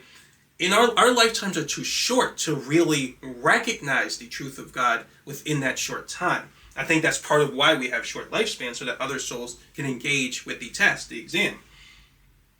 But because people live such a short time, but we have access to history, they look through history and they see these moments of like where society made a movement towards something good, but they don't realize that that movement was only led to positive outcomes because it was aligned with God's nature for that moment. But if you continuously just do things for self-righteousness, eventually you're just going to leave all those, not all of them, but you're going to start to leave that negative aspect of society, you're going to start to let go or leave the positive aspects or the positive outcomes from those previous movements that you gained, and you're going to start to have other negative outcomes in society. And it's like, and you're just going to go in a loop like that over and over and over and over and over again until society eventually realizes that they need God. That was always the answer, right? And like in many people in their lives, they have come to that realization. Man, I kept trying to find something. There was this void in my heart, and we talked about it when it came to spiritual animal me. There was this void in their heart, and they always felt empty. They chased all these things, and then only when they focused on God, they're like, now I feel great, right? That void is gone. That's how all of society is, right? And I imagine in a future society where everyone's happy is because everyone has a relationship with God. This idea of being able to fix society without God is an illusion. And I know I'm kind of going off on a tangent, right? So this video is kind of long already. But just to finish it, these are actually some of the topics I talk about later in the book in chapter 10. But just to finish it now, wokeism, right? So going back to that, wokeism, when people engage in woke, I've seen it before, where people have these sort of you could argue that they express this form of, what's the word I'm looking for? They express these grievances, right? From these, they overanalyze things, and they look at things to be microaggressions, and they express these sort of grievances over these tiny little things because they have judged someone else to not be righteous, right? They judge this person to be an immoral person, so they attack them, right? This happens all the time on the left. They'll attack someone because in their mind, they perceive this person bad, right? So it's good to attack something that's bad, or shame it, or whatever, right? And they attack this bad person, then what happens, right? That bad person either becomes worse or they go to this other group that agrees with them. And then it's an endless loop, right? Society just stays in that endless loop over and over and over again. So like I said before, the way I see things is very different from the way the average person sees it. Because I know the law of man. We're going to talk more about this in chapter 10. I know how these things work. At least I believe I do. I have the theory on it. What I see seems to perfectly align with my theory, right? So I know how these things work. And when people just keep fighting each other, the left keeps fighting each other and saying, you're a bad person, you're a bad person, you're a bad, I'm going to cancel you, so you can't do this. What does that do? It just leads those people to go to the people that agree with them. And then we're always in this position of fighting, right? It's like oil and water, right? Oil and water do not have the same type of bonds, right? Oil, I believe, not that this is important at all, right? Water has polar covalent bonds, oil has non-polar covalent. I believe, chemistry will fact check me, and so they separate. So no matter what you do to mix water together, it'll just keep separating. That's how it works. Again, this is based on more principles we'll talk about in metaphysics in chapter 10, but that's always going to happen, right? There's nothing you can do about it. The only way that changes is when you act not in self-righteousness. You act in terms of being motivated by God. You recognize yourself to be imperfect, and you need forgiveness to God to be made righteous, right? And as you obtain righteousness and act in that motivation, right, you basically act in accord with your relationship with God, and then you start to develop the most perfect society. When you think you're righteous and you don't need forgiveness from anybody because you're a good person, right, you're just going to keep fighting people and keep doing things motivated by honor, because you think you're good. You're not even seeking forgiveness, right? And so yeah, I kind of went off on a tangent, but hopefully I explained that well. There's more I want to say, but the video is kind of too long. Some of those topics I really talk about in chapter 10. But yeah, so I just thought it was useful to think in these terms. So when you're motivated by God, you do things because you want to honor your relationship with Him. You're not doing all types of stuff for the immediate consequence that's coming ahead. Oh, I want to avoid this, or oh, I want to get this thing, so let me start doing this. No, right? You do it first before any consequences there. The only thing you're motivated by is the knowledge of knowing that you have been a good servant to God, or you've done something you believe He liked, right? And so that's what it means to really have a relationship with Him and express your desire for a relationship with Him.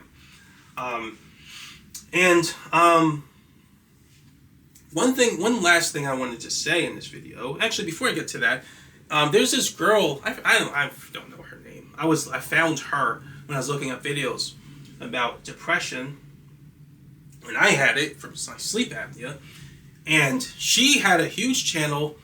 I guess she was making money, and she just turned all of it away because she felt it wasn't helping her to be a good servant to God. Exactly. That is the proper behavior to have, right? Notice how she wasn't motivated by the consequence of money and what she can get by it. She was motivated by honoring her relationship with God. She did whatever she thought was going to be more helpful to Him, even if it cost her in terms of worldly treasures, which ultimately mean nothing at all. All spirits in the spirit realm know money is nonsense. That's just something humans created, right? And I'm not saying you don't need it in this realm, but spiritually it means absolutely nothing. All that matters in the exam of life is your relationship with God, and everything you do as an expression of your desire for that relationship. And so that's what she did, right? You can't really tempt or sort of, well, I shouldn't say that. I'll put it this way. Born again Christians aren't really tempted by money. You can't sort of get them to do something wrong for money. Like, they don't care about it. They know it's an illusion. It means nothing, right? I probably could have done something, to make a whole bunch of money with these ideas. I could care less about that stuff, right? Well, to be fair, I should say that the reason I didn't really want to do that is because I felt like I feel like some marketing firm, I don't really know, maybe not, but I don't know how many people will see these videos. But I felt like maybe some marketing firm might sort of entertain my ideas and treat it like the next secret or something. But I knew they would have taken Jesus' name out of it immediately, right? So I'm like, no, right? If I can get some type of advantage by putting it out there first, right? I want to say these ideas putting Jesus' name first, right? Because I don't care about money. I probably could have made millions of dollars, if there's someone out there willing to take me. At least I could have tried to find that. I couldn't care less. That means nothing to me. You will never be able to corrupt me with money. Right? Other things are more tempting, but money has never been tempting for me. That means nothing at all. And so that's how born again Christians are, right? Because they're motivated by honor. So you'll see that in a lot of born again Christians. I recommend to look up videos for them and just listen to them talk about their lives, and you're going to see you can see them talk about almost all of these principles that I'm telling you about. So one last thing I wanted to talk about in this video, and then I'll finally close out the video, is something that this is kind of this ultimately ties down to honesty, and this is very important. So I had a dream one day, right? And this was, I believe, to be a message from God. It was about this celebrity. So I've had dreams about other celebrities too. It's pretty much always in a negative light, except for one. I don't know that she would call herself a celebrity, but some people probably won't even like this. But hey, this is from God, right? And it wasn't one dream either. It was more than one. It was two, right? And it was a message that basically let me know that this person, as far as I can tell, is right with God. She does good things for God, right? God favors her. She's favored in his eyes. We're all favored to a degree, but she's actually, from what I can tell, has a relationship with him. And this person is Candace Owens, right? So I don't know why, you know what I mean? I got that message about her from God, and some people don't like her. They say she does this and she does that.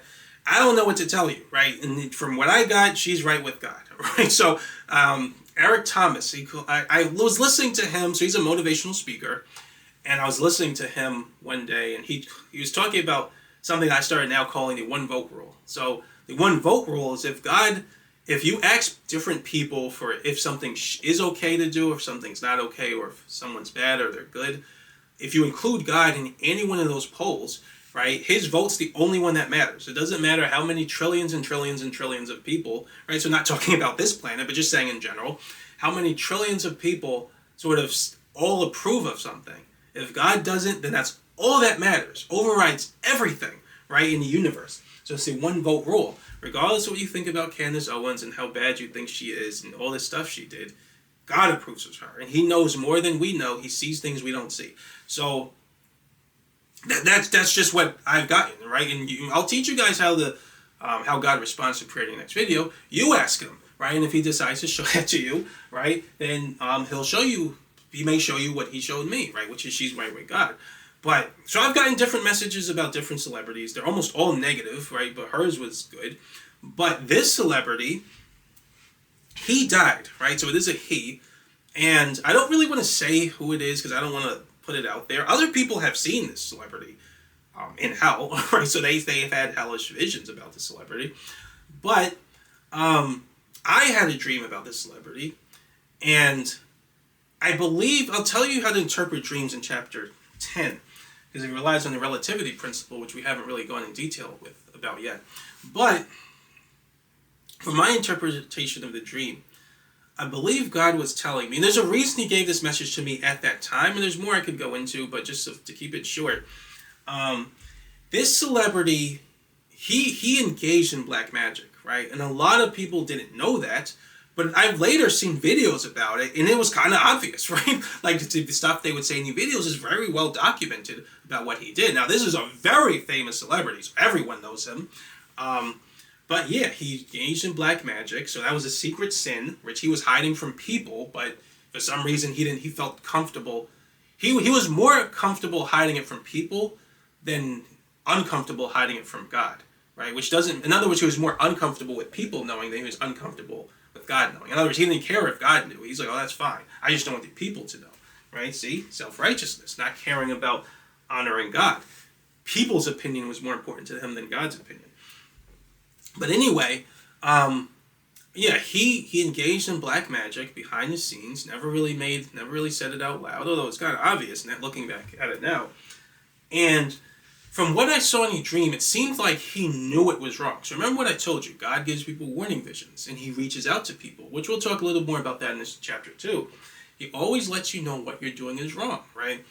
And this celebrity knew what he was doing was wrong. At some point, he figured it out, and from what I can tell, it seems like he went his whole life, decades, just doing it anyway, thinking it was okay. I mean, not knowing it was wrong, but doing it anyway because he didn't really want a relationship with God. He liked the he liked what he was getting from, I guess, the deal he made with whatever negative entities, but the magic he was engaging in, he liked the rewards of it too much, right? He didn't want to give it up because he knows he would have to have a relationship with God. To say you truly want God in your life means not choosing things in your life that are directly antithetical to his nature. Of course, right? That's obvious.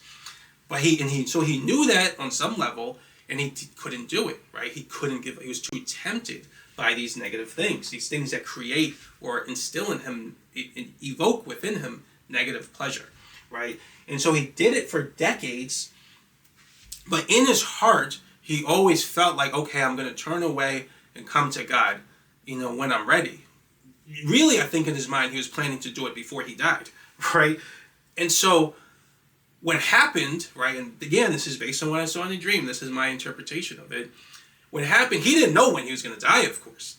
And when he finally came close to his time, which he had no idea when's coming, he tried to apologize to God. At the very last minute, he tried to apologize and say he was sorry. And this was his plan the whole time, which he was going to do at the last minute if it ever came down to it, right? He was going to apologize right away. And he thought that he would do that. God would forgive him because he has infinite forgiveness, right? So he thought he was going to do that and then go to heaven, presuming that's what happens when we die and things like that. But guess what happened? I believe, right? So I believe he was rejected by God. Of course you're not going to be able to do that. In other words, he thought he could outsmart God, right? He thought he could trick him, right? He was going to manipulate God into sort of letting him into heaven, right? When in his heart, he knew what he was doing, right? He willingly engaged in black magic, knew it was wrong the whole time, knew it was against what God would want. So he knew he didn't have a relationship with God as long as he was choosing these things. Did it for years, right? Decades. And in his heart, he always planned to ask God for forgiveness because he felt, well, all I got to do is ask God for forgiveness, mention Jesus' name, then I'm good. Then, hey, you got no choice but to let me into heaven. I got it out before I died, so you have to let me in now, right? In other words, he was being conniving, right? In his mind, he was like, let me make sure that whatever happens, I have the chance to apologize to God before I die, right? And he's like, yes, I got it out. Now you have to let me in. I beat you, right? It's like he thought of it as the game or something, right? And of course he was rejected. And then he realized how stupid it was to think he could trick God. It's like, let me tell you something about black magic. I know this is going on a tangent, but this I'll kind of wrap it up after this. I was planning to talk about this later, but let me just get it out the way now. Magic, we'll talk more about the principles of how magic work. Magic is just it's a combination of using your psychic abilities and metaphysical laws and principles to accomplish a certain outcome. There are various rules around doing that stuff, but ultimately, life, like I said, is an exam. It is a test. You are tested on certain things. Your spirit has too much power and too much knowledge to be allowed to be kind of turned on at full blast while you're taking the test, right? So it's toned down, right? That's the only way the test is going to work.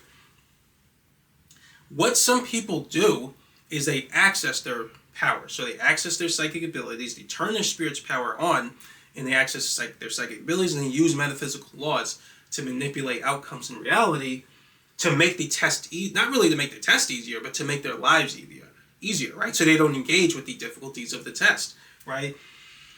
And what God does is he lets you do that. If you want to do that, you can, right? You can use your psychic abilities, you can access hidden knowledge, and which is a difference between knowledge and truth. Like I said, we'll talk about that later. But you can access certain types of knowledge. You can open your third eye and be like, oh, I know all this stuff. I'm going to use this to get this in the world and get this and get this. Life is so much easier now, right? It's like, okay, you can do that, right? But when you finally get your final grade on the test, you will fail immediately, right? Because you cheated. Right? That's how they look at it in spirit realm when you do stuff like that. They look at it as you cheating, right? You cheated the test, right? You didn't go through the test the proper way. You went to use your spirit's powers to make the test easier to avoid the difficulties, right? That's the same as cheating. It's like if I take a test, an exam, right? And I look on the next person's paper. I'm like, oh, they don't see me. And I keep looking on the next person's paper, and I go get all the answers. I give it to the person like I did it, with integrity. And then they just fail me immediately. You can't hide anything from God. You will never be able to, or really anyone in the spirit realm. God, of course, can see more than everyone else, but still, you cannot hide anything from God. And what he eventually realized, which he realized at the end, which was so stupid, he realizes how stupid it was. This is what I believe based on my dream, is that he realized it was always stupid to outsmart God. But guess what? God gave him visions, he gave him awareness to know what he was doing was wrong, the path he was on, but he could not give up the temptation, right? And ultimately what it comes down to is that he didn't truly want the goodness of God, right? He just wanted to avoid the consequences of his actions. That he wanted, but he didn't really want the goodness of God. The exam of life is based on your desire for God's goodness, not your desire to avoid the consequences of negative actions, right? There's a difference. And ultimately what it comes down to is the test works or the exam works properly and you are graded properly, right? Based on your honesty, how honest your desire was for the goodness of God, right? And this temptation of subterfuge, right? It is something you have to get out of your mind, because ultimately what it comes down to is a form of dishonesty. And that's going to ruin your relationship with God. I feel that so many people don't have a relationship with God because they keep engaging in this subterfuge. They think of God the same way they think of other people, where there's always the relationships with other people is there's always this avenue of hiddenness that you can sort of cling to, right, to navigate your relationship. You have to get out of that with God, right? Ignore that, completely move away from that and try to be as honest as you possibly can with God. Just wanted to mention that because I thought that was important. A lot of people, and I could go on, but I'm not going to because the video has been too long already. But I have known people, I have seen them, right, who will say, "Oh, I'll go to God later," or I'll chase God later, or later in my life I'll do it. They give and this is the guy in my dream, right? So he gave his best years. I actually meant to say this. He gave his best years when he had the most vitality, the most youth. He gave it all to serving evil instead of serving God, right? He just wanted to avoid not going to heaven. So at the last minute, he's like, okay, fine. I'm basically close to my deathbed when I'm super old. Okay, fine, God, I want you now. Forgive me. Please let me in. Like, no, right? If you truly want the goodness of God, you will choose him now, right? Doesn't matter what age you are. Doesn't matter, what situation you're in, right? There's more I have to say, but I don't want to make the video too long. So, doesn't matter what situation you're in. Choose him now, right? Don't try to trick him and outsmart him, where you're going to navigate life. Well, okay, if I do this, if I choose God here, where it's super easy, right? And then I don't have too much left. So, no, he knows all of that, right? And you're going to get marks taken off your test, right, for thinking that way. It is a form of dishonesty. Choose him now, right? And that's what I realized I had to do. When I came to God, I kept thinking that too, right? I'm no better, right? I kept thinking about, I'll fully go into my relationship with God later. Because in my heart, I wanted the sin. I didn't want the goodness of God. That's what that means, right? When I do that, when you have the knowledge of God, you believe in God, you're like, I'll go to God later. That means in my heart, I didn't truly want him, right? I see it almost as like a negative consequence. I almost see it as like a loss of some kind for me to go to God. I have to give up all these sins that I enjoy. Oh, fine, I'm not ready yet. I'll do it later, right? Okay, fine. Now I'm ready to give up all these things. I make it sound like it's a worse thing to go to God, right? But when I did it, of course, I realized it was not. It was a wonderful thing, and this was the bad thing, right? But it was tempting. And I didn't understand a lot of these principles at the time, which is why, I think I mentioned it, when I finally stopped, I was like, I'm not going to watch adult titles anymore. I'm good. Because that was really my only sin, I believe. Secret sin that I was really engaged in. That was like my advice, right? I engage in other sins, but I don't think there are like huge issues in my life. That was the only one.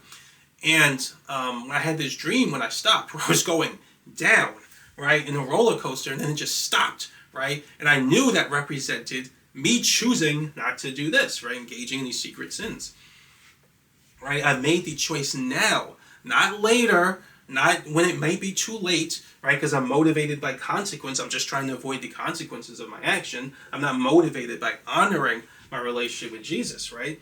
So I just want to mention that choose God now, right? It is a form of honesty, right? Don't try to manipulate these circumstances to try to trick God into letting you in heaven or whatever. You will never be able to get over on him. Never, right? There is no one that has in all of history and all of eternity. You're never going to one-up him. Like, yes, I outsmarted you. Now you have to let me in your presence. No, right? All right, so one last thing I forgot to mention. I actually ended the video, which was super long, but even still, right, there's one other thing I forgot to mention, which when I ended the video I thought was important enough to mention because I forgot to mention it, so I just decided to edit it in. One last thing related to honesty that I did want to mention was that I was saying how this celebrity I was talking about thought he can outsmart God, and at the end of his life thought he could just apologize and God would let him into heaven. But what I did want to still mention, because I think it's useful and it's important to say this, is that there are plenty of people who do actually accept Jesus and accept God on their deathbed, right? So it is still possible to do that and go into heaven, because in that case, all the way at the end, they established a relationship with God. I think this is said by Ivan Tuttle, so he said the same thing happened. He noticed that with his father. I think other people it happened with. Also, I think Dean Braxton said the same thing in his near-death experience. But so it happens, right? You can, because like I said, heaven or going to hell, right? Those are not based on whether you're a good person or not. It seems like that, right? And you can almost say that's what it is. But what it's really based on is your relationship with God. And some people establish that relationship on their deathbed, and they realize this point right here, right on their deathbed. They recognize that they're wrong. They are unrighteous. They do not have righteousness in them. They need to be forgiven, right? And so they ask God in some way, shape, or form. They ask God or they ask Jesus for forgiveness because they know they need it, right? And that alone is basically like asking to have a relationship with God. That is giving consent for him to give you that forgiveness, right? For that forgiveness to enter your life. Even if your life is only going to last a few more minutes, right? But, so it is possible to do that, and that happens all the time, but it happens if you do it honestly, right? So very important. With the celebrity I'm talking about, they did it dishonestly. They were planning to ask for forgiveness. And so they were, from what I saw, I believe they were rejected, right? And if they meant it in their heart, they probably still would have been forgiven, right? But they couldn't mean it because they planned it the whole time. Of course, there was no way they could truly say it in the way that they meant it, right, on their deathbed. So I just thought that was important enough to include. So yeah, you can still come to God later, right? But you don't want to chance it like that, right? You don't want to plan it in terms of dishonesty. If it does happen organically, then I guess it's fine. Just ask God for forgiveness wherever you are, and then try to walk your life. Walk life in the likeness of Jesus, right? But if you try to plan things in a kind of conniving way, you're never going to outsmart God. You're never going to outmaneuver him, right? So yeah, I just thought that was important enough to say, so I decided to include that in this video. And then next video, I believe, we'll move on to talking about how God responds to prayers. So again, thanks for watching, and I'll see you next video.